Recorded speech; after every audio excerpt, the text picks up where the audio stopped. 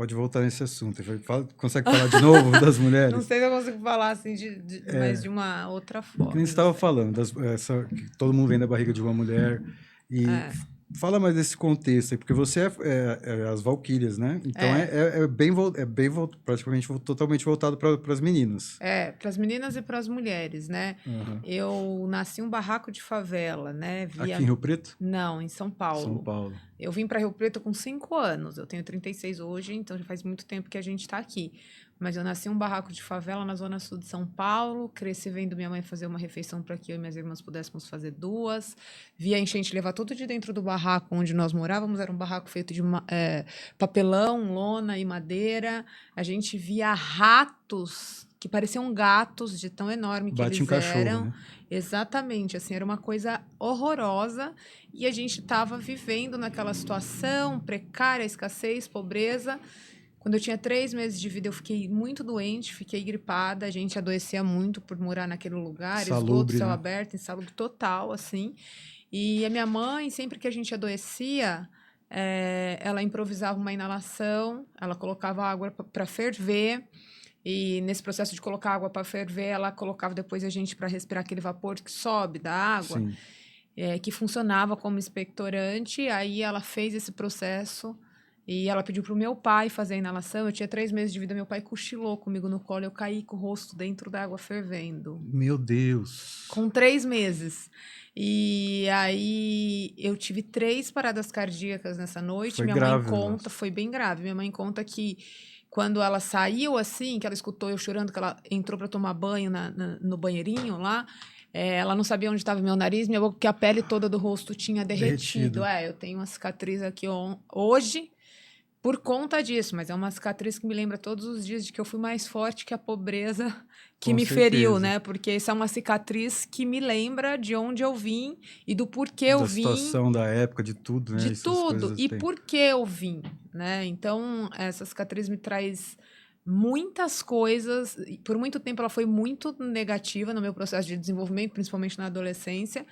Mas hoje eu não abro mão de absolutamente nada. Eu já tive dermatologistas que me chamam, eu faço, eu falo, não quero, porque ela é parte da minha história, ela é parte da minha identidade, né? Acredito muito eu nisso. E ela somos uma coisa só, inclusive. Acredito muito da gente lembrar sempre da onde a gente veio. Porque às vezes as pessoas mudam tanto que elas acabam esquecendo da onde ela veio, sabe, o que ela viveu antes e se torna uma nova pessoa. E deixa de olhar para trás das pessoas que participaram do passado dela, de quem eram, né? E que você veio para Rio Preto com 5 anos e aqui ficou. Aí você cresceu aqui. Aí eu cresci. Minha mãe, na tentativa de dar uma vida melhor para mim e para as minhas irmãs, pegou tudo e veio embora para São José do Rio Preto. Inicialmente a gente morou no Solo Sagrado, em um cômodo que uma prima da minha mãe cedeu. Depois meu pai conseguiu pegar um acerto, que ele continuou em São Paulo trabalhando. Ele pegou um acerto de R$10 mil. E aí ele veio embora e comprou uma casa de R$10 mil. Imagina, tipo, tinha uma casa de R$10 mil. Era uma casa feita de barro, ali no Jardim Paraíso. E ali a gente começou, fomos todas, mudamos para lá, eu, minhas 3 irmãs, minha mãe, meu pai. E ali a gente realmente, a gente começou a vida. Eu sou a mais nova das irmãs e a gente realmente tocou a vida. Só que minha mãe olhou para o bairro e percebeu que a gente estava morando em um bairro dominado pelo alto índice de tráfico de drogas, de prostituição, de uso de drogas. E aí, com muito medo e sem alternativa, ela me matriculou em um projeto social na esquina de casa. Eu não queria ir para esse projeto porque eu estava sofrendo muito bullying na escola por conta da cicatriz, e na minha visão era mais um lugar que eu ia sofrer bullying. Na época nem tinha esse termo bullying ainda. Sim, mas hoje eu sei que era isso, né? Então eu não queria ir, eu chorei, e minha mãe, ela é uma mega coach, assim. Eu falei para ela que eu não queria ir. Ela falou, deixa eu falar uma coisa para você, quando você começar a pagar as contas aqui em casa, você dá uma sugestão do que você vai fazer. Mas esse foi o modo, a maneira que ela achou de... A maneira que ela encontrou de proteger. Proteger do meio ali aqui, exato, daquele lugar. Porque você imagina 4 meninas, ela tendo que ir trabalhar, que minha mãe sempre fez serviço doméstico, ela sempre foi empregada doméstica, ela precisava trabalhar para trazer o sustento para dentro de casa.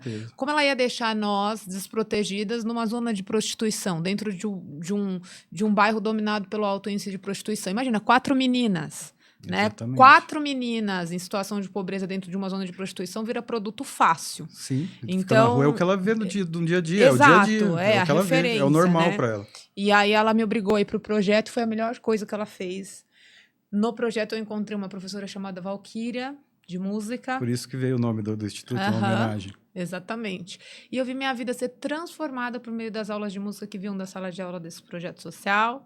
Então, eu cresci, me tornei mulher, musicista, empreendedora social e resolvi multiplicar o impacto e fundei o primeiro grupo percussivo As Valquírias em 2007. Depois, 10 anos depois, 2017, a gente desdobrou o grupo percussivo para uma organização social. Aí, já fundando a organização social com algumas meninas que eram 7, 8 anos mais novas do que eu, a Ana Laura, inclusive, tá aqui também, a cofundar, e fiz um convite para elas cofundarem a organização social comigo, e hoje elas são formadas, é arquiteta, pedagoga, marketing digital, e aí importante. Nós fundamos a Nação Valquírias, a organização social. E como foi o momento na sua vida que você se identificou e foi para cima para fazer esse projeto, para começar, não, é isso que eu vou fazer da minha vida?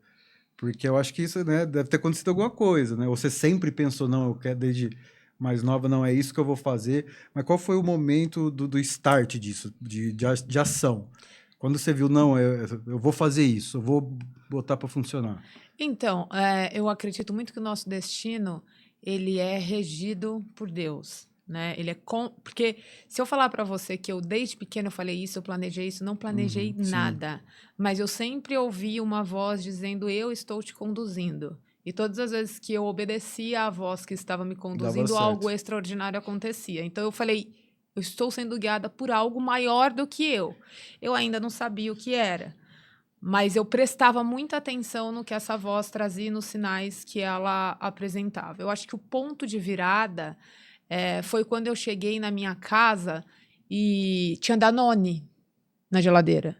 E isso era fruto do salário que eu já estava recebendo de educadora do projeto social que eu estava inserida, que eu comecei como aluna, depois eu virei monitora desse projeto social. Entendi. Das aulas da professora Valquíria. No mesmo lugar que você estava lá. No mesmo local, exatamente. E aí, quando eu vi que tinha Danone, aquele Danone tinha sido comprado com fruto dos R$200 que eu recebia, eu olhei para a geladeira e falei, eu saí da pobreza, está acontecendo alguma coisa aqui. Eu tomei consciência. Eu tinha 17 anos quando eu percebi. Eu entrei no projeto com 11 anos. E aí eu falei, eu nunca tive Danone na geladeira. Então tem alguma coisa acontecendo. E eu lembro que eu refleti sobre isso. Eu falei, tipo, o que aconteceu? Dá para viver disso, dá para fazer isso e se tornar o meu trabalho. Exatamente. Eu olhei e falei, o que aconteceu? E aí eu lembrei que o que aconteceu foi a transformação social e o acesso à educação de qualidade que eu tive nesse projeto social. Exato. Porque era uma educação baseada numa preocupação real a respeito dos traumas que as crianças que estavam lá tinham vivido. Então, as pessoas não estavam preocupadas com a cicatriz que eu tinha no rosto, elas estavam preocupadas com o que eu estava sentindo a respeito disso. E aí tinha uma estratégia muito positiva no projeto, que hoje eu entendo mais da metodologia que eles aplicavam, que a gente segue isso na Nação Valquírias até hoje, que eles validavam qualquer movimento positivo que nós fazíamos. Qualquer um, era o mínimo. Se era positivo, estava valendo. Era validado. Sim. E aí, todas as coisas que a gente fazia que não era positivo, que não contribuía para o desenvolvimento, ou falar palavrão, etc., a gente era orientado com muita atenção e com muito carinho, mas não era validado. Não existia uma atenção para aquilo. Existia uma atenção para quando a gente fazia algo de contribuir, ajudar o colega na tarefa. Aí a gente se ajudava, no outro dia você era destaque da turma. Você fala assim, gente, eu estou sendo destaque por quê? E aí você pega gosto por fazer transformação. Você começa a entender que esse lugar de contribuir para o desenvolvimento do outro é o que vale. Porque a gente vai morrer todo mundo. Daqui 100 anos eu e você nem vai estar aqui, ninguém vai lembrar da gente. Ninguém vai lembrar da gente. E o que vai ficar é o que nós fizemos de fato, né, pelas pessoas. Então, eu não planejei, eu não olhei, mas veio vindo essa mentoria, essa voz que eu sei e hoje eu reconheço que é Deus. Sim. E que é algo que mora dentro da gente, que é o que as pessoas falam do Espírito Santo e é real, é o Santo Espírito mesmo. Existe um Santo Espírito dentro de nós. Com certeza. E que quando a gente vai abrir a boca para falar, se a gente falar, governo, me torne pequeno no que eu vou dizer hoje e me use. Porque eu não terminei faculdade nenhuma. Eu comecei 4, parei. Não conseguia. Eu olhava para... Eu falava, gente, eu não tô conseguindo ficar aqui. Por que você... Eu queria fazer transformação social 24 horas. Eu fiquei viciada. Você queria estar fazendo, trabalhando. Aí eu falava assim, não, isso daqui tá me ajudando mais. Eu queria estar lá. Mas chegou a te ajudar, você acha, esse período que você teve na faculdade? Com certeza. Chegou a agregar para você melhorar, aprender? Com certeza, porque eu fiz 9 meses de psicologia, eu fiz 1 ano de pedagogia e 10 meses de publicidade e propaganda, ou seja... Eu tenho uma formação, sim, dos primeiros anos, mas todas as coisas que eu aprendia nesses primeiros anos, eu já utilizava. Sim. Então, criação de projetos, conhecimento sobre como funciona o inconsciente. Muito raso, claro, mas assim, eu comecei a me perceber ali e comecei a entender que o entendimento das coisas ajudariam a curar as pessoas. O que o teu potencial eu acho muito louco, porque eu acho que uma grande dificuldade das pessoas é entender... Não só o que elas gostam de fazer, porque elas têm uma aptidão, mas entender até o que elas podem fazer com isso. Exato. Né? Porque hoje todo mundo, às vezes, vai atrás do que quer fazer. Primeira coisa que pensa é em dinheiro, o que dá dinheiro, o que quer mais. Aí vê o que gosta. Eu acho que é muito importante isso. Isso faz parte de um processo de autoconhecimento, que eu acho que deveria ser mais aplicado até nas escolas, assim, desde criança, para a pessoa se identificar com ela. Né? Isso eu vejo muito que não acontece. O meu pai é jornalista, né? Meu pai fez uma porrada de faculdade, inclusive filosofia. E é o que ele fala, filosofia tinha que ter nas escolas desde uma certa idade, como criança mesmo. Que a pessoa ia sabendo se encontrar na vida melhor, entender o que as coisas acontecem, né? Porque eu me identifiquei muito com você esse negócio da faculdade. Eu terminei as minhas 2, mas porque eu tinha que terminar, né? Como eu te falei, minha família é dona de rádio, jornal, 40 anos, então eu cresci muito nesse momento. Comigo, eu ia fazer faculdade em São Paulo, deixei de fazer, porque era muito caro onde eu queria ir lá, e eu não ia poder ter a vida que eu tinha. Então, eu teria que pagar a faculdade e ficar lá. Sim. Eu falei, não, vou ficar aqui nesse monte de playboy aqui, sem ter dinheiro, né? Vou fazer o quê? Deixa eu ficar quieto no meu lugar. Me arrependo. Sim. Porque eu queria ter feito lá. Porque aqui, pelo nome do meu pai nos meios de comunicação, meu pai trabalhou no diário, fez FM diário, ficou muito pesado. E eu comecei a trabalhar muito cedo com fotografia. E com pessoas de muito nome. Então, a minha faculdade de jornalismo de publicidade... Tinha professores que, quando eu entrava, eu intimidava os professores. Sim, por conta da autoridade que já carregava o sobrenome. Exato, e muito do que eles falavam, tentavam ensinar, eu, às vezes até contestava e tal. E quando eu entendi que ali não estava me trazendo muita coisa, aí eu fui fazer sair de baixo. Fiquei lá, deixa eu terminar esse negócio aí, eu pego meu diploma e já era, não vai... e tal. Mas demorou 20 anos para entrar num processo melhor, assim, de me entender, que é o que eu estou fazendo agora. Eu acho isso muito bacana. Porque o que mudou a história, a minha mãe, meu pai é meu pai de criação, é meu tio, né? Ele é irmão da minha mãe. E minha tia, eles tiveram uma infância muito pobre. E o que mudou a história da minha família, isso eu falo para todo mundo, foi educação. Porque a gente tinha uma tia, que era irmã do meu avô, que ela era professora da USP, hoje ela é falecida já, professora da USP, com doutorado fora e tal. E ela nunca foi de querer ter casona, ter essas coisas, sabe assim? O que ela fez foi estudar todo mundo. Ai, que maravilha. Foi o que mudou a história da minha família. Aí minha tia virou professora de enfermagem da UFSCar, meu pai é jornalista, e minha mãe foi subsecretária, foi trabalhando na prefeitura, né? Mas ela que desenvolveu o programa de DST-AIDS na época, ela trabalhou fora, no governo federal, trabalhou para a ONU, um monte de coisa. Mas tudo veio da educação. Sim. Entendeu? De poder ter ido fazer o cursinho lá em São Paulo, tentar fazer. Minha mãe entrou em medicina na Santa Casa, que é uma das melhores do Brasil, só que ela teve que abandonar com 6 meses, porque não tinha dinheiro para comprar as coisas. Então, o que eu quero dizer com isso é que, assim, o seu meio, independente de onde você vem, que nem você faz com as meninas, o que importa é a educação, né? O que você está ensinando, tanto uma educação efetiva, como um apoio ao que acontece na escola, como uma educação de valores, de pensamentos. Como que você chegou... Porque hoje você faz isso no seu instituto, né? Você dá esse apoio, né? Esse plus. Sim. Como que você chegou... Como amadureceu a Amanda? Porque começou como um projeto de música. De música. E como você foi vendo que teria que ser mais?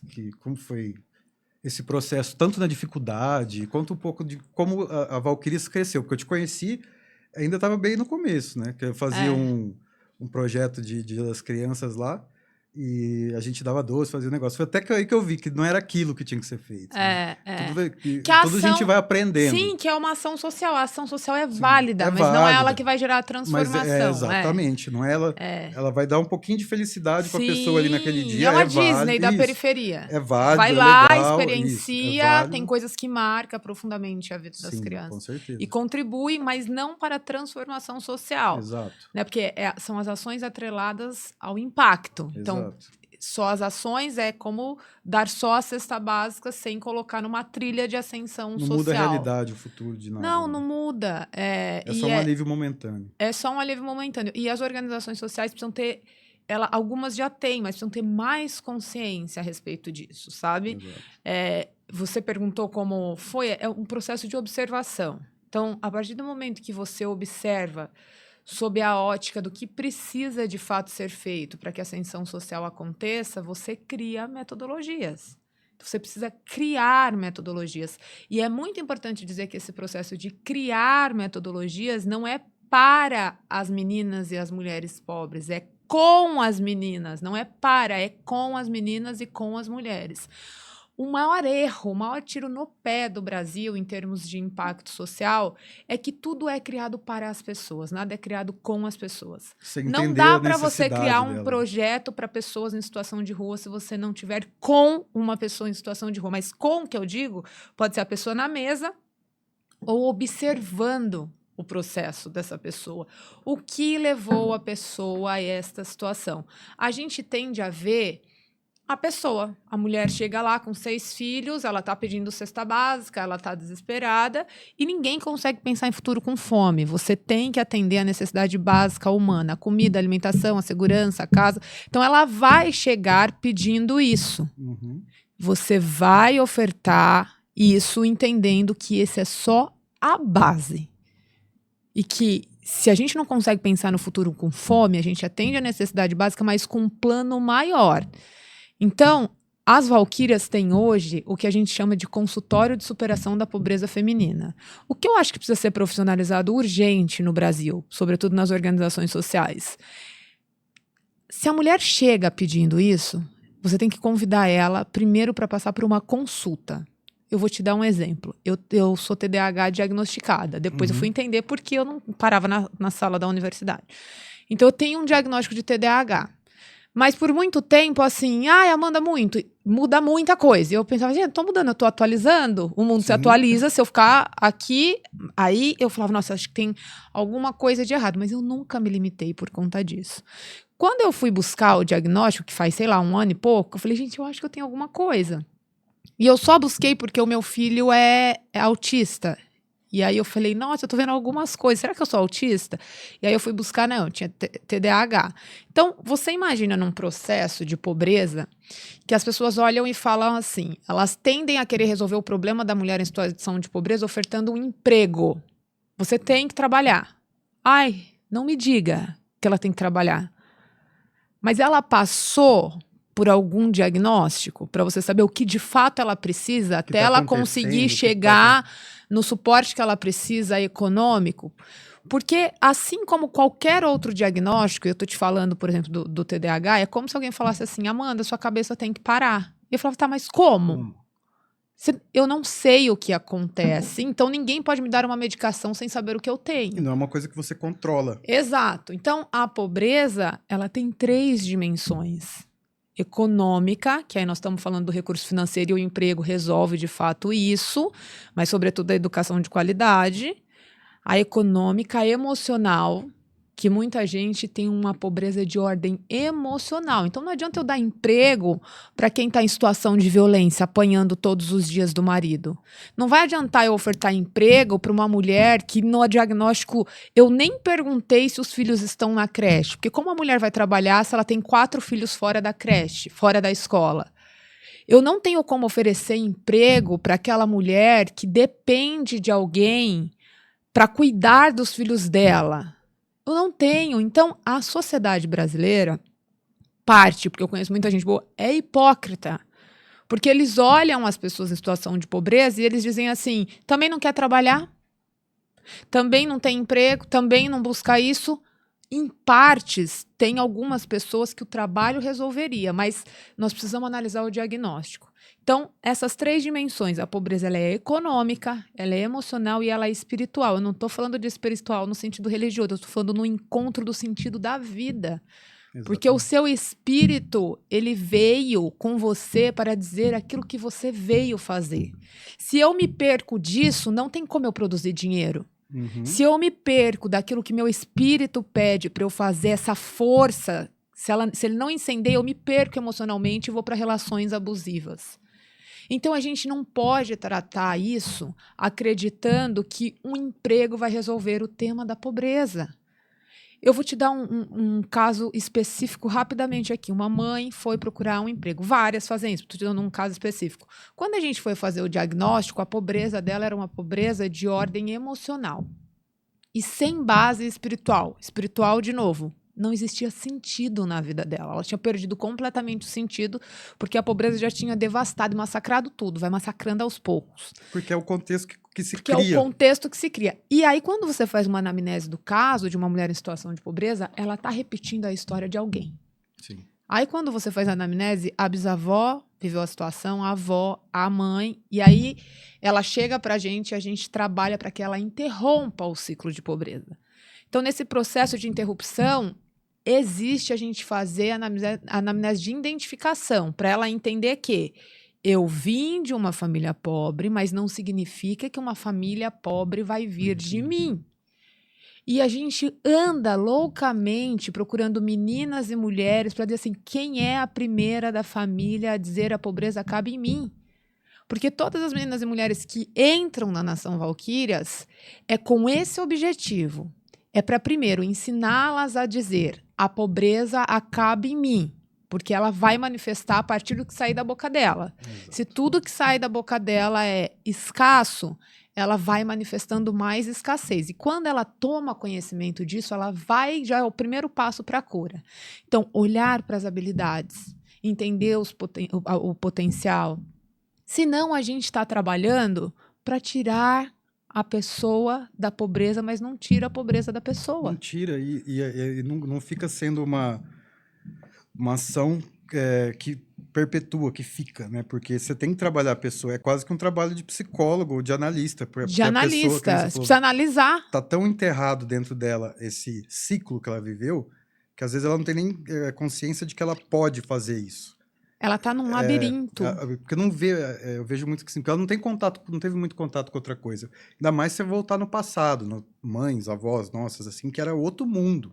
Exato. Entendeu? Ela não vê, não sabe nem que existe outra coisa. Não assim, sabe que existe, e a pobreza ela é um projeto. Uhum. Nós sabemos disso. Porque se essas mulheres em situação de pobreza, assim como eu que vim do barraco de favela, ela começa a raciocinar, ela começa a ter pensamento crítico.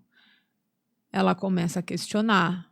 Ela começa a se planejar. Quem se planeja não vai ficar pobre. Quando você pergunta para uma mulher assim, qual a sua rotina? Sabe o que elas falam pra gente? O que é isso? O que comanda seu dia, amigo? Mas assim, como você fala? Tipo, a rotina. Elas não têm uma rotina ou elas... Elas não têm uma rotina. Não tem, a vida dela é uma surpresa. Eu te trago uma mulher aqui e falo, fala um podcast com ela, fala sobre planejamento. Ela não sabe te responder.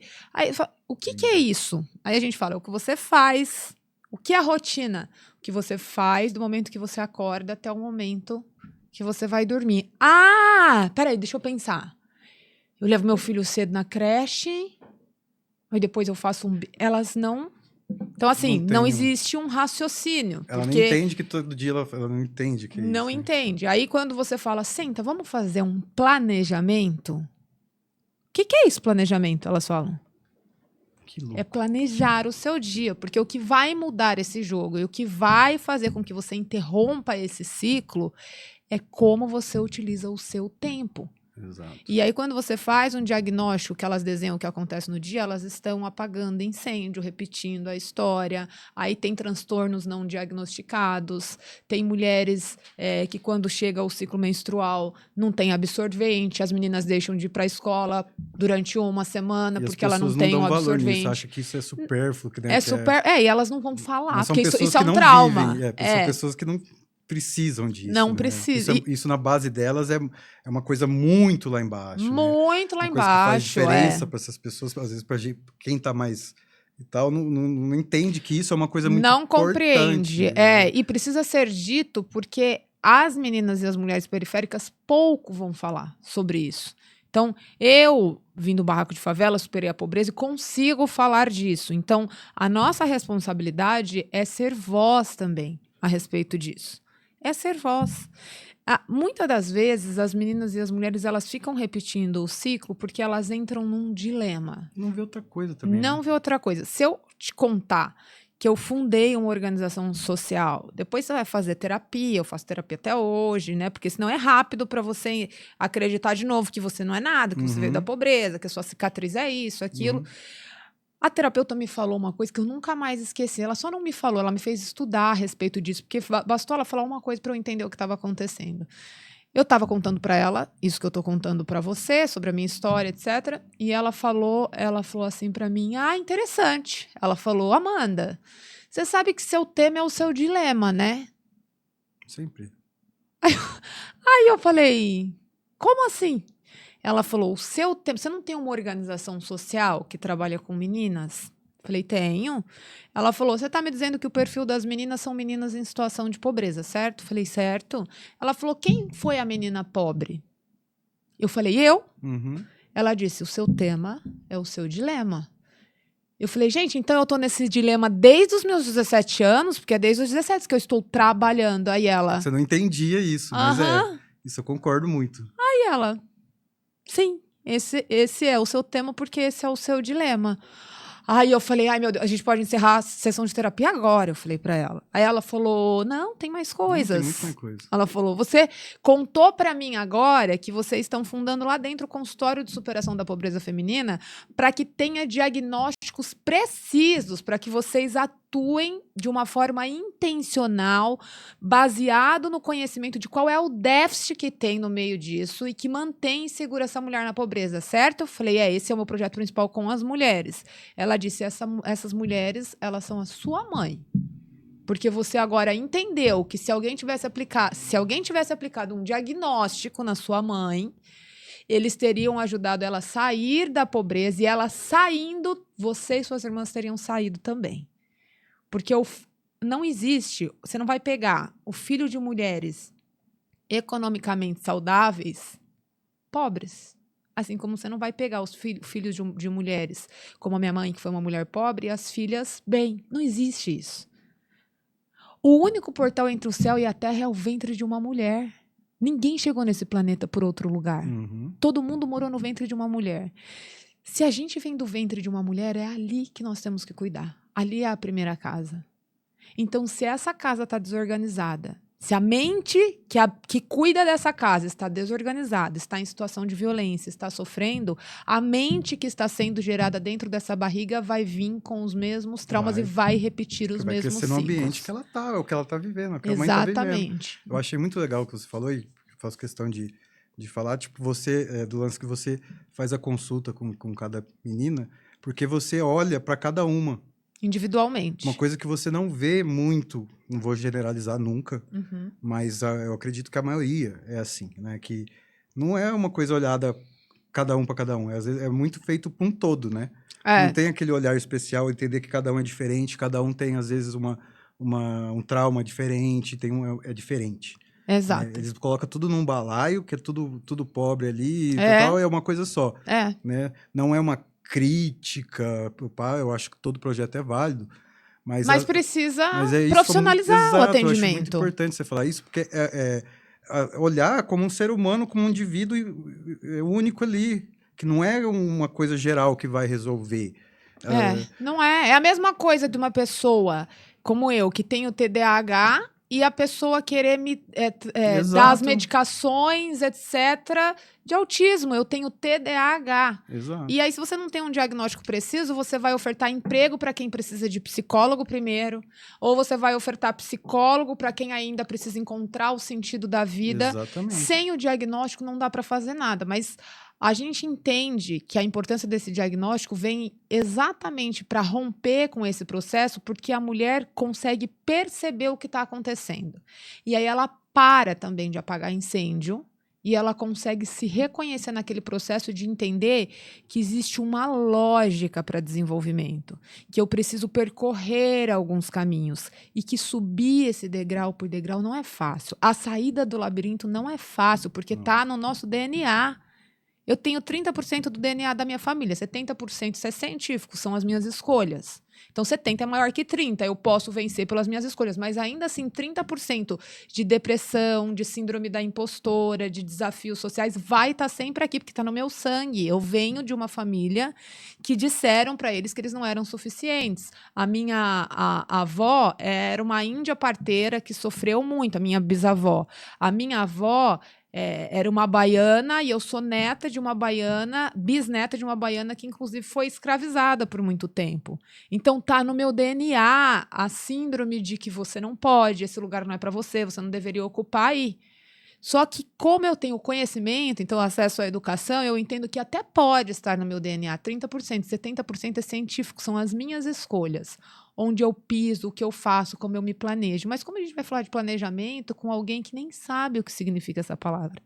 Então, a pobreza, ela é um projeto. Primeiro porque, se as mulheres vencer, todo mundo vence.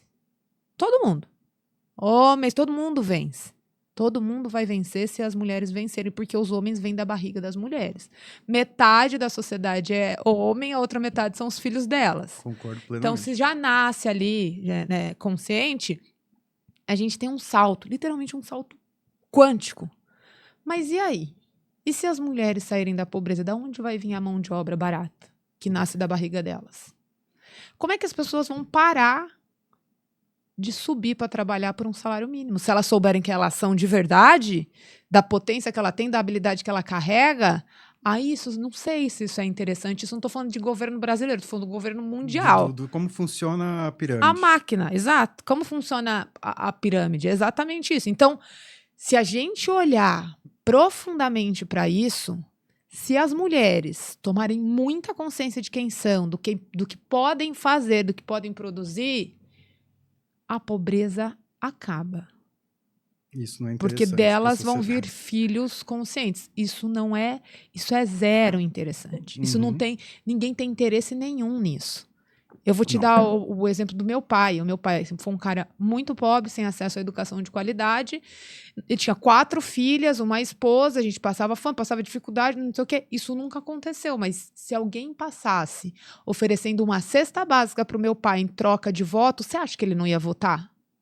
Sabendo que aquilo lá ia garantir a comida das 4 filhas? Que pai que quer ver um filho passando fome? Exatamente. É o momento dele, é a realidade da pessoa. Aí vai falar, mas tem que ter consciência. Consciência para quem tá com fome? Quem tá com fome, quem tá ali no dia a dia.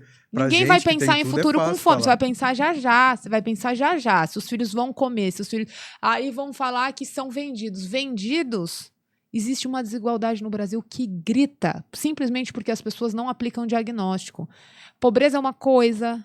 Extrema pobreza é outra, pobre no início da autonomia é outra, e todo mundo está tratando todo mundo igual. Exato.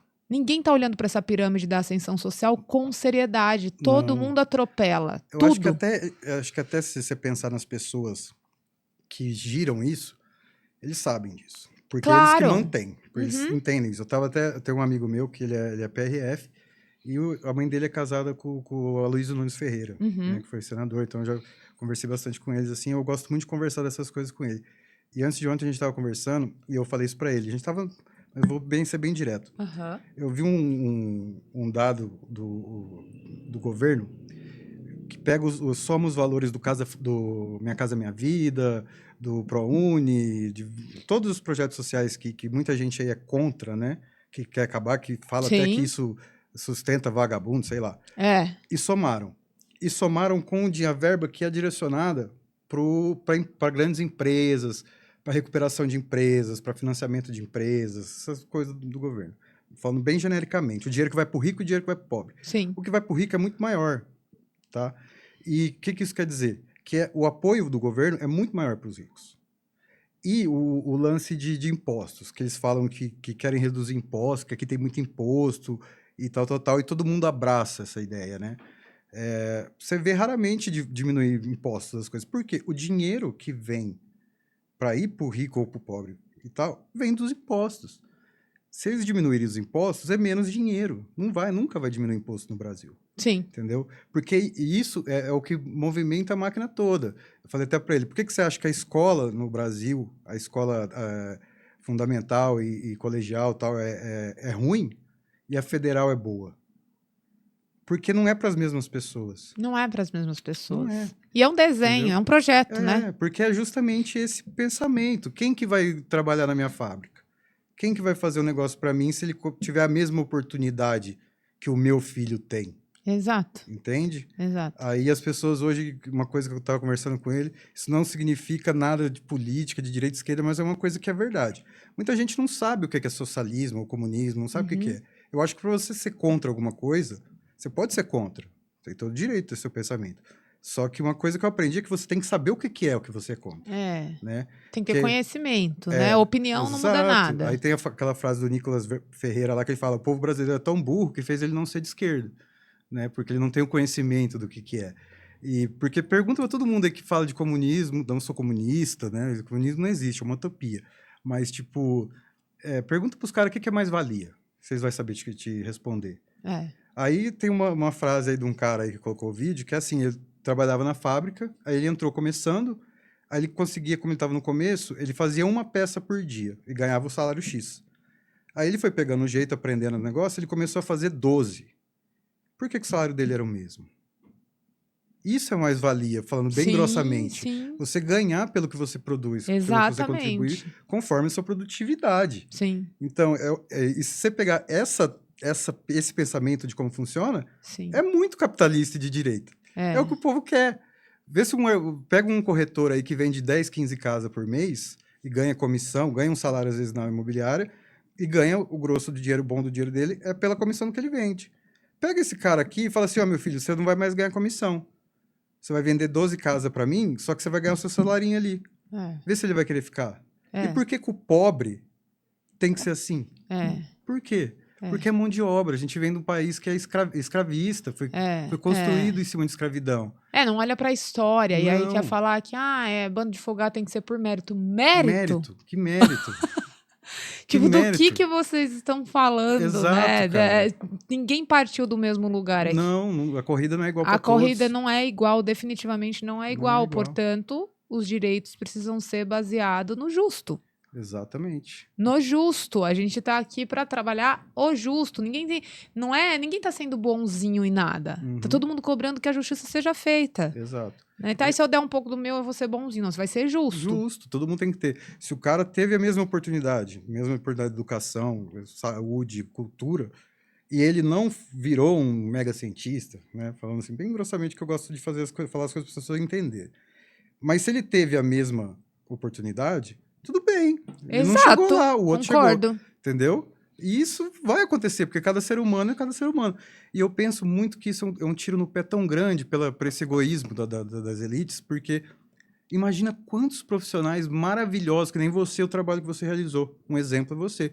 Quantas pessoas maravilhosas, profissionalmente falando, têm lá e são perdidas, não são aproveitadas. Cientista, médico, arquiteto, tudo. Quantas pessoas que têm um potencial enorme se isso fosse trabalhado, se ele tivesse. E são perdidos. Né? Você sabe que Pestalozzi tinha uma escola, eu acho que é 1885. Não vou lembrar o ano. Mas ele tinha uma escola para atender alunos em situação de vulnerabilidade, né? E aí ele começou a ter, os seus alunos começaram a se destacar muito. Assim, absurdamente. Porque ele ensinava na escola valores e princípios que você precisaria usar na vida, habilidades que você precisaria se desenvolver. Não necessariamente o estudo de uma profissão. São as habilidades. Porque aí dentro da profissão. É a base. Porque aí dentro da profissão que você escolher, se você desenvolver as habilidades, você vai se dar muito bem, independente da profissão. Sim. Então, assim, se eu entendo de estratégia, se eu entendo de planejamento, não interessa qual a profissão, ela é secundária. Eu vou me dar bem naquilo, porque eu vou me desenvolver enquanto líder, eu vou aprender a resolver coisas de uma forma rápida. E a escola dele resolvia muitas coisas. Então, assim, estourava o cano. Uma criança estava que estourava o cano. Ele não chamava o encanador. As crianças se juntavam, os jovens se juntavam para resolver aquela situação. E aí, para tudo era assim. A mesa quebrou. Aí eles tinham que se juntar e pensar como que eles iam solucionar aquilo. E aí começaram a sair pessoas muito extraordinárias, assim, magníficas. Então ele teve o próprio Allan Kardec, enfim, uma galera que foi sendo discípula dele. E o que aconteceu com a elite daquela cidade? Eles fecharam a escola. Porque ele não atendia, não era pago. Então, mesmo você poderia ter o maior dinheiro do mundo, você não poderia entrar na escola, porque era voltado... Isso pro rico como que o meu dinheiro não compra isso? Então, isso era voltado para pessoas em situação de vulnerabilidades, crianças. E aí eles começaram a se destacar muito. E aí eles fecharam a escola. É uma história que assim, ó, foi estudando... Quando eu estava fazendo pedagogia, numa aula de antropologia que eu tive acesso a isso, eu falei, cara, isso é bizarro. Bizarro. E isso acontece até hoje. Aliás, hoje é mais escancarado, porque nem se abre escolas assim. Eu acho que ainda, eu estava até falando com esse meu amigo, que eu acho que isso vai piorar. Porque eu estudo muito mídia, né? E cresci no meio disso aí. Então, para mim, é uma coisa normal, natural, entendeu? Então, eu vejo coisas e eu já sei o que é. E a tendência que a gente estava falando antes aqui, que é piorar. Porque hoje a maneira de se transmitir conteúdo direto para as pessoas está piorando. Está piorando. Ninguém mais já não é mais... A gente falava antigamente, a Globo quer te deixar burra, a mídia quer te deixar burra, sabe? Mais ou menos é meio isso também. É isso. Mas hoje é como se já entendessem que as pessoas estão burras. E já estão mandando conteúdo... Sabe, tem um filme que chama Idiocracia, você já assistiu? Não, mas quero assistir. Chama Idiocracia. Tá onde, né? Deve estar até no YouTube. Tá. Deve estar, se procura. Que é o cara que é congelado e é descongelado depois de 500 anos, ele está numa sociedade que é totalmente ignorante. Entendeu? E ele é uma pessoa de nível normal, não é um mega gênio. Só que você vê a idiotice que está lá, a falta de conhecimento, de cultura, de entendimento. Assusta. A tendência é essa. Porque você vê as pessoas... elas não estudam, elas não vão atrás para formar uma opinião, elas não formam a sua própria opinião. Elas pegam pronta de alguém que ela se identificou, né, pela maneira que a pessoa é, esse cara, sabe, e se enxerga nessa pessoa, e o que essa pessoa fala, ela absorve para ela, como a verdade dela. Então, a tendência é piorar muito, e ela não tá vendo que ela tá se piorando, ela tá se podando, ela tá deixando Ela não percebe, porque o mundo, o digital nós não somos nativos digitais, eu não sou. Então, eu fui conhecendo o digital a partir dos 12, 13 anos, que veio vindo com muita força. Você tem quantos anos? 36. Eu tenho 40, mais ou menos. Então, a gente viveu uma época. Eu vivi. Agora, essa geração, a gente tá vendo, nós temos um programa de sucessão lá. Imagina, 20, 30 segundos de vídeo é tortura. É o que eu tava te falando. Que é mesmo. E assim, então assim, ninguém vai a fundo de nada. Absolutamente nada. Então, se você pensar na nossa época, é uma coisa simples, mas que faz toda a diferença para a infância. Eu amava assistir As Meninas Superpoderosas. Hoje eu entendo por quê. Tipo, eu falava, gente, era uma viagem. Tipo, o prefeito ligava no telefone delas e falava, tá acontecendo um problema aqui, né? E você saía e resolvia o problema lá da cidade. E aí, eu lembro que que passava 9h20 da manhã no SBT. A minha mãe falava, se você não limpar a casa até 9 horas, você não vai assistir. Aí ela deixava assistir 2 vezes por semana só. A gente tinha os compromissos com o projeto, com a escola, etc. Estudava à tarde. E aí você tinha que esperar para assistir aquilo. Tinha hora para assistir aquilo. Hoje em dia, não. Hoje em dia, não. Hoje em dia, você vai digitar isso no YouTube, vai ser a hora que você quiser. Então, ninguém espera nada. Não. A ansiedade que está se manifestando nesses adolescentes e nesses jovens vem daí, porque eles não conseguem esperar, porque, afinal de contas, o mundo me entrega tudo na hora, é tudo fast food, absolutamente tudo. O digital me entrega rápido, a comida entrega rápido, eu não quero esperar, eu não vou esperar. E se eu tiver que esperar, eu vou ter uma crise de ansiedade severa e eu vou surtar aqui. Sim, vários fatores isso. Várias coisas. Várias Então, coisas. a gente tem olhado e pensado como descondiciona isso. Tem que fazer o caminho inverso. As escolas realmente vai precisar trabalhar respiração. Mas aí eu acho que não é nem fazer o caminho inverso, porque isso é meio impossível. Porque você não consegue... É uma realidade que a gente está vivendo, que É uma realidade, Você não vai conseguir trazer de volta o que a gente viveu, daquele jeito que a gente viveu. Então, você tem que saber entender como melhorar dentro desse rolê. Porque não vai mudar esse rolê, entendeu? Não vai mudar. Agora, tá demais. Tá demais, e a tendência é piorar. Tá demais. E aí, claro que todo mundo vai assustar. Os jovens chegam hoje para uma entrevista de emprego e eles perguntam ali na lata se é para trabalhar todo dia. Sim. E os RHs assustam, óbvio, mas eu entendo que eles estão falando da tendência do digital, porque o digital não é assim. Não é mais assim. E aí também, se a gente não se adapta, a gente assusta, a gente precisa compreender, precisa entender, porque senão não existe pessoas para trabalhar de acordo com os princípios que foram criados lá atrás sobre recursos humanos. Eu falei que tinha que trocar o nome, não tem que ser mais RH Recursos Humanos.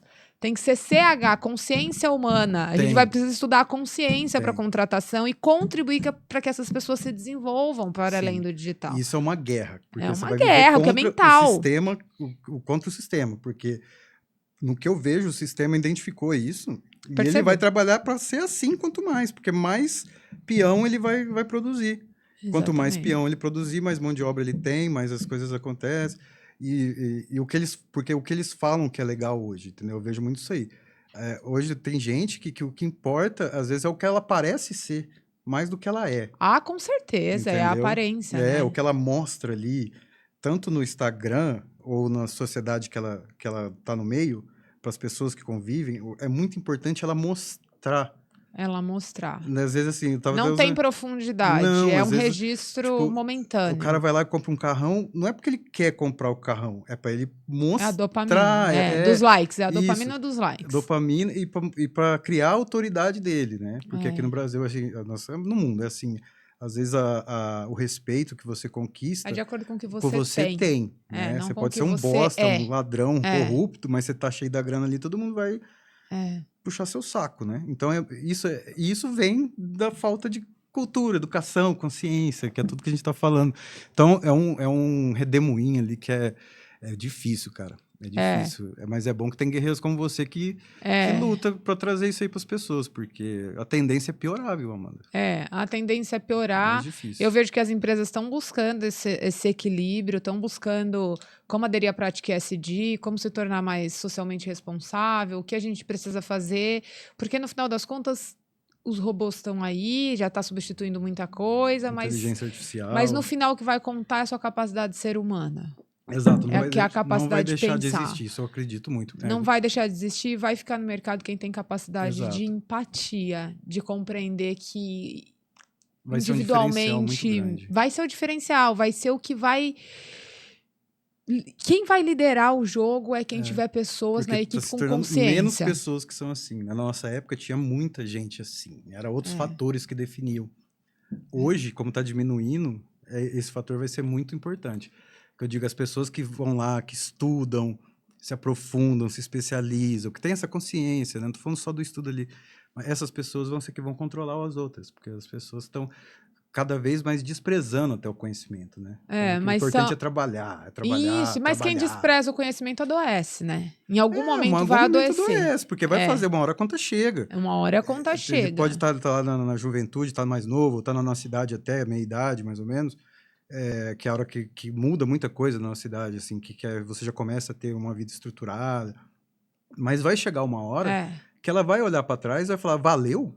Isso. Valeu? Eu vivi minha vida inteira... Vivi de aparência, pra isso. Exatamente. Para isso que agora que eu tô velho, eu não vou levar nada disso. É isso. E eu perdi o tempo. Eu acredito muito, a gente paga as coisas, não é com dinheiro, é com tempo. É com tempo, é o que você faz, E você se protege. Hoje eu estava conversando com a equipe, estava contando para as meninas que eu conversei com uma parte do grupo da equipe, a gente sentou de manhã e eu falei, gente, vamos fazer uma reflexão hoje aqui, né, do dia, que é a história da cigarra e da formiga, né? Tava no verão, né, que é a aparência, e aí a cigarra tava cantando no verão, na rede. Se a gente falasse do mundo atual, ela estaria postando fotos, a vida é isso, vivendo de aparência. E a formiga trabalhando, construindo a casa, porque logo ia vir o inverno, logo o inverno estava chegando. A formiga trabalhando e a cigarra cantando ali no mundo dela, vivendo de aparência. Quando chegou o inverno, a cigarra foi pedir socorro para a formiga, porque a formiga estava na casa, protegida, livre do frio. E a formiga, de uma forma muito objetiva, olhou para ela e disse assim: olha, enquanto eu estava trabalhando, você estava cantando, então eu não posso te ajudar. Porque se eu te ajudar agora, pode ser que você entenda que a vida é sobre aparência. É sobre festejar, é sobre viver. Celebrar é uma coisa, viver de festa é outra, completamente diferente. E aí ela falou, eu não posso te ajudar, senão eu vou manter você nesse lugar que você está, de não ter consciência do que a gente precisa fazer em cada estação da vida. Então, às vezes, eu estava falando para a equipe, às vezes nós vamos ser a formiga da vida de alguém. E é quando a gente é a formiga também, às vezes, que a gente diz, eu não posso te ajudar nesse momento, que você vai empurrar essa pessoa para tomar consciência do poder que ela é, de quem ela, o que ela pode fazer a partir de quem ela é, e para ela tomar consciência de que a aparência só não vai sustentar o que ela precisa de fato. Então, às vezes, as pessoas estão esperando que o outro seja bonzinho o tempo todo.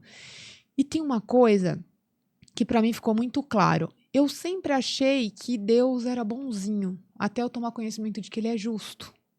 Ah, mas como assim justo se existe justiça no mundo? Eu não estou falando disso.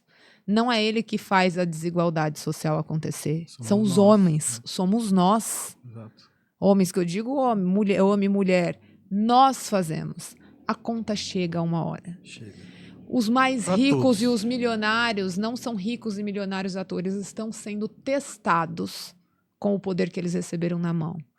E os pobres, assim como eu que vim de um barraco de favela, também estão vivendo e sobrevivendo a esse caos todo, porque essas histórias um dia vão ser escritas no livro da eternidade, contadas. Eu sei que as pessoas, às vezes, outro dia uma agência me chamou para falar de brand, eu falei, eu nem sei o que é isso direito. Ah, não, é porque você conta a sua história muito bem. Eu falei, eu tenho uma outra coisa que eu conheço. Que eu, as meninas das Valquírias e as mulheres que a gente assiste e vê superando a pobreza, a gente é improvável. É sobre isso que vocês estão falando? É uma pessoa em situação de pobreza que supera e consegue contar a história porque se superou. É isso. Eu falei, então tá bom. Porque o brand, ele é uma coisa incrível, a gente está no planeta Terra, mas ele é uma coisa que é conhecida na Terra. A gente quer ir além disso. Eu não quero ser conhecida na Terra e desconhecida no céu. Para mim isso não faz sentido nenhum. E sempre eu tenho uma conversa com Deus e digo para ele, eu não quero falar para você os meus planos. Fala você, quais são os seus planos para mim? Sopra aqui no meu ouvido como sempre você fez. Antes de eu vir para cá, de eu sentar aqui na sua mesa, eu falei, Deus, que eu coloco a mão na minha cabeça, eu não tenho religião, mas eu escolhi, acho que o caminho mais difícil, não ter religião, né? O caminho mais difícil é você não ter religião, é você seguir a Jesus. Eu não gosto de Jesus, eu acho que é uma mentira. Então olha para ele como líder. Porque se você pensar na liderança dele com os seus discípulos, você vai pensar em sucessão. Se você olhar como as pessoas entendiam o que ele dizia através de histórias. Então toda a estratégia que a gente tem aqui no planeta Terra foi inspirada também no que ele fez. Queira a pessoa ou não. Não quero olhar para o lado espiritual da coisa. Então olha para o lado do negócio que você vai ver que ele ainda assim é o melhor líder. É o maior gestor de marketing. É o maior gestor. Vida, ele é foda. Ele é muito bom. Então se você olhar para os princípios dele, você vai ser guiado para aquilo que você de fato veio fazer. E posso dizer uma coisa? Eu provei e vi. Sem ele, é muito difícil. Sim, é muito difícil. Com ele, não é que as situações mudam, mas você ganha força para atravessar, porque você sabe que o sucesso, antes do sucesso, vem o deserto. Quando eu me vi no deserto, e foram várias vezes, e toda vez que eu entro no deserto, eu já sei que algo de extraordinário está vindo. Porque o deserto anuncia o que vai acontecer. E aí é quem passa de cabeça erguida. E é onde você mais aprende no deserto. Não tem outro jeito. Exato. É que as pessoas... E a gente trabalha para que as mulheres tomem consciência disso, que o deserto tem prazo de validade. Ele acaba. É um processo, é parte do caminho, não é o caminho. É parte do caminho, ele não é o caminho. Você pode escolher ficar ali ou sair, assim, mais ou menos, né? Exato. Não, mas... E com Deus você passa esse deserto. O que é o deserto para Deus? Eu olho para o meu rosto e vejo a cicatriz, aí às vezes eu duvido de mim mesma, de algum projeto, de algo que precisa fazer, ou de algo que eu vou participar, etc. Aí eu olho para minha cicatriz ali na frente do espelho, eu falo, você tá com medo de quê? Você sobreviveu a isso. Você saiu dali. Então tudo se torna muito pequeno perto do que Deus pode fazer. Ele realmente muda, ele realmente transforma, ele realmente protege e ele realmente exalta. Sim. Eu fui uma mulher muito humilhada e aconteceu o que aconteceu comigo, que é quase que improvável. Eu saí na Forbes 3 vezes. Sabe, as pessoas... Eu não tenho assessoria de imprensa. Eu não tenho assessoria de imprensa. Então, a primeira vez que o meu telefone tocou para sair na Forbes, na lista... Você não pagou para sair ali, né? Jamais! A primeira vez que o meu telefone tocou, eu pensei que a mulher queria vender a assinatura da Forbes. Você achou que era uma vendedora de assinatura? Eu achei que era uma vendedora de assinatura. Quando meu telefone tocou também para falar da parceria com a Carolina Herrera, que ela ia estar no Brasil, que ela queria fazer um investimento nas Valquírias, eu achei que era trote. E eu sempre pergunto, como que meu nome chegou aí? Alguém que falou, não vou lembrar. A pessoa falou para mim, eu não lembro agora, mas alguém falou teu nome aqui. Então, se você olhar... Não tem limite de onde você pode chegar. Não tem limite. E a história ali da Bíblia, ela mostra tudo. Você, na sua vida, sempre vai conhecer um Judas e você também vai ser o Judas da vida de alguém. Sim. E tá tudo bem. Tá tudo bem. E tá tudo bem. Mas você também vai encontrar Pedro. Mas você também vai encontrar muitos deles que podem estar com você. O que você precisa pensar é, este meu amigo me leva aonde quando algo acontece? E até um amigo ruim tem alguma coisa para te contribuir. Sempre. Ele vai te ensinar alguma coisa. Sempre. Ele está sempre para ensinar. Então, tudo acontece conforme tem que acontecer. De um processo, de uma evolução. Exato. E como que... Eu não sabia desse negócio da Carolina Herrera. Como que é isso? Conta pra gente um pouco. O que é essa parceria aí? Nós tivemos, faz mais ou menos 5 anos, ela veio para o Brasil, Carolina Herrera, para lançar o Gold Gear, que é um perfume aquele do sapato. E ela queria fazer um investimento em uma organização social de empoderamento feminino, né? Que trabalhasse na defesa das mulheres. E aí apresentaram para ela cerca de 20 organizações sociais e ela escolheu as Valquírias. E aí nós estivemos lá, fomos no lançamento, eu fui me hospedar no Palácio Tangará, tudo pago pela Carolina Herrera, e eu ficava assim, eu não posso comer que eu não tenho dinheiro para pagar isso. E as meninas... Tá tudo liberado, tá filha, tudo certo, né? Dorme, respira. E aí ela entrou com a gente para acelerar os nossos processos de impacto social com as meninas, cara. E entrou no último ano para contribuir com o processo de expansão, né? Então a Nação Valquírias começa a caminhar agora para 7 estados do Brasil, com a metodologia, sobretudo com o consultório de superação da pobreza feminina. Então, aquilo que eu faço na minha comunidade impacta como? Eu estou fazendo certo? Porque a impressão que algumas organizações têm é que elas falam isso para mim, Amanda, a impressão que eu tenho é que eu estou enxugando gelo. É porque, às vezes, você está fazendo algo sem diagnóstico comunitário. Que a gente conversou, não está enxergando. O que você faz tem lógica? Ou a gente está fazendo e tomando decisões sem ter dados na mão? Não dá para você tomar decisão sem dados. Sim. Então, a primeira coisa que uma organização social precisa fazer é rodar um diagnóstico social. Porque, senão, de novo... a gente entra no nosso ego, fazer aquilo que a gente acha. Pode se achar, né? Fazer aquilo que a gente acha que é certo, mas não necessariamente aquilo que aquelas pessoas que estão ali precisam. Eu estou em frente a uma zona de prostituição. A prostituição do Jardim Paraíso, embora a gente tenha um impacto hoje nacional, nós temos um projeto lá na África, junto com Fraternidade Sem Fronteiras, mas a zona do Meretrício, ela me disse o que eu tinha que fazer. Porque uma mulher em situação de prostituição que cobra R$10 o programa, isso é uma situação de exploração sexual. É diferente de prostituição. Saúde pública também é muito... Exatamente. Droga, vício, exato. Que é consequência de muitas coisas. Não existe nenhuma mulher que a gente converse da zona do Meretrício que não relata que não foi abusada sexualmente. Sim. Ou seja... a criança interior não tratada, não curada, faz o programa a R$10 para comprar a pedra de crack. Uhum. Porque a pedra de crack, segundo muitas delas, levam elas a um parque de diversão. É a fuga. É a fuga da dor. É a fuga. Então, vai passar uma pilha de roupa, minha filha. Ela está em situação de exploração. E não é que são vítimas, não. Elas são vítimas de um sistema falho. Elas não são vítimas de si. Pelo contrário, elas têm muito poder. Esse poder associado ao empreendedorismo, à venda de um produto, a transformação de um negócio, a criação de um negócio é poderosíssimo. Poderosíssimo. Elas são vendedoras. Exato, é o que eu te falei, quantos talentos estão ali perdidos, né? Muitos. E aí o nosso papel é descondicionar mesmo. Maravilha. Amanda, nosso tempo aí já passou um pouquinho, então eu acho que você vai ter que voltar aqui mais, viu? Sim, aí vocês vão lá também pra gente. Sim, vamos fazer uma lá, mas mesmo assim eu vou te chamar mais vezes aqui, porque é uma conversa muito bacana, assim, não é uma coisa só focada no que você faz. Foi bacana, adorei você aqui. A gente conversou... abre, né? Exato. Totalmente fora do que eu tinha planejado de falar com você, mas eu sou assim mesmo, eu acredito muito que tem que ir no que no flow, eu Exato. também. E eu deixo muito quem eu chamo falar, porque é isso que eu quero. Eu quero saber eu quero tirar o que você tem para falar. Sim. Então eu acho muito bacana, eu queria te dar o parabéns pelo seu trabalho, te conheci desde o começo. Hoje eu vi a sua evolução, tanto profissional, porque muita gente não enxerga isso como uma profissão, né? Acha que você tem que fazer... Não, eu não faço caridade, eu sou empreendedora social, eu faço impacto Exato. social. A pessoa, tá fazendo isso, tá ganhando dinheiro. Lógico, caramba. Então, eu sou uma empreendedora que tá aí ganhando, social. explorando os outros. Exato. Ela, pelo menos, tá dando um rumo pra muita gente aí, que você não tá nem aí.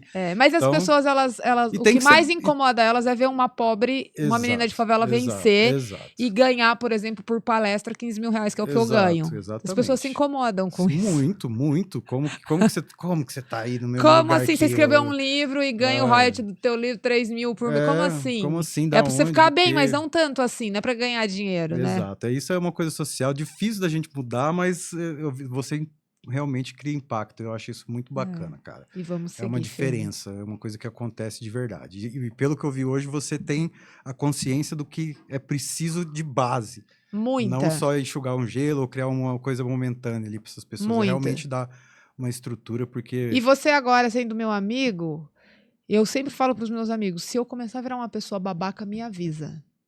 Eu aviso mesmo. Tem que avisar. Olha, isso aqui é babaquice. Acho que você tá se perdendo. Porque amigo de verdade faz isso. Faz é o que fala na cara, tudo que você... Isso, olha, eu queria entender a sua lógica disso. Qual que é a lógica? Chão, né? Exatamente. Exato. Porque é pra isso que a gente tem amigos. Porque é muito fácil. É uma linha muito tênue entre o sucesso e a hipocrisia. E o sucesso, isso eu falo por experiência própria, são coisas que você tem que aprender, né? Mas o sucesso, quando eu tive sucesso, principalmente financeiro, eu, por mim, graças a Deus, minha família tem essa estrutura, sempre tive, graças a Deus, mas o meu, isso que faz a gente aprender muito, né? As minhas piores fases psicológicas foi quando eu estava com grana, e essas coisas assim, de você subir seu ego, de achar que você sabe. Eu ainda vejo que não foi de uma forma maldosa minha, não era ruim, mas não tem como, né? Você fica cercado de pessoas que estão ali dependendo de você, puxando teu saco, que são as primeiras pessoas que viram as costas quando tudo acaba. Isso para mim, sempre levei isso como uma grande lição. Sim, sabe? Isso é perfeito, tem que alinhar com isso. E tudo as coisas piores assim que aconteceu na minha vida foi quando o dinheiro não podia resolver. Quando eu tinha, e mas ele não podia resolver. Eu acho que é aquilo, né? Você quer ser uma pessoa de sucesso ou um sucesso de pessoa? Exato, exatamente. A gente precisa escolher ser um sucesso de pessoa. Porque é o que fica a tua vida, é o que você gasta o teu tempo. Beleza? É o que vai ficar. Obrigada, amigo. Valeu. Tamo junto. Foi uma maravilha. Maravilha.